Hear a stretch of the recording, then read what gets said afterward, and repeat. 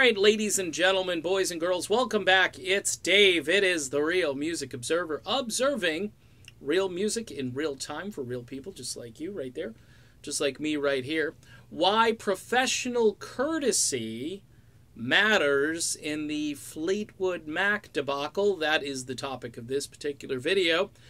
When you think it through, Stevie Nicks has had a relationship with Lindsey Buckingham for about 52 years, from what I understand. They met each other as teenagers. The relationship, I believe, dates back to at least 1966, and it maybe even further back. As far as, say, a musical partnership, it probably began right around the mid-1960s. So you spend 52 years with somebody, and then all of a sudden you will not stand on the same stage as him, and you decide that it's either him or me. Now, that may be all well and good. You may have an epiphany in your own life. You've been around this person for so many years, romantically, professionally, and then just like a tripwire goes and you're like, nope, not doing this anymore. Well, that's fine, except that Buckingham had to be an equal partner in Fleetwood Mac. He had to have some sort of clout within the group, even though he left and came back, but the same can be said about Christine McVie and Stevie Nicks.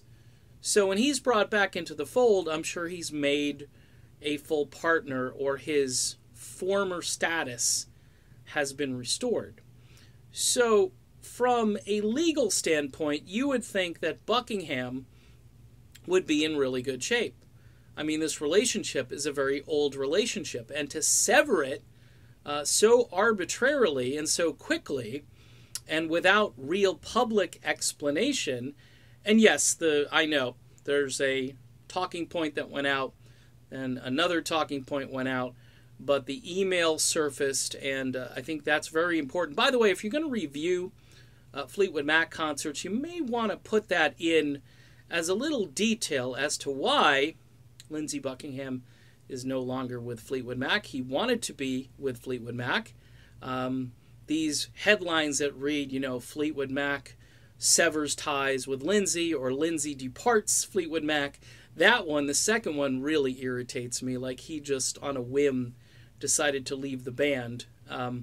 This is why I think when this goes to court, if it gets to court, if it's not settled out of court, I think it's going to be tough for the judge not to see this long relationship and then all of a sudden it hits a brick wall for really no substantive reason other than personal preference or some kind of a childlike spasm of some kind.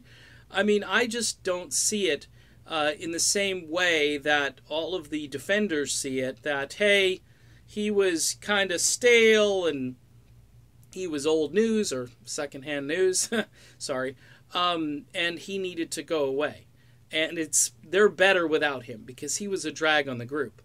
No, on the contrary, back in 2014, 2015, those reviews, some of them said that he was carrying the band on his back and that his enthusiasm and energy was one of the bright spots in maybe an otherwise kind of mundane performance, that he livened it up and that he brought, shall I say, not fresh energy, but constant, enduring energy, the kind of energy that Lindsey Buckingham still has as he's out on the road solo.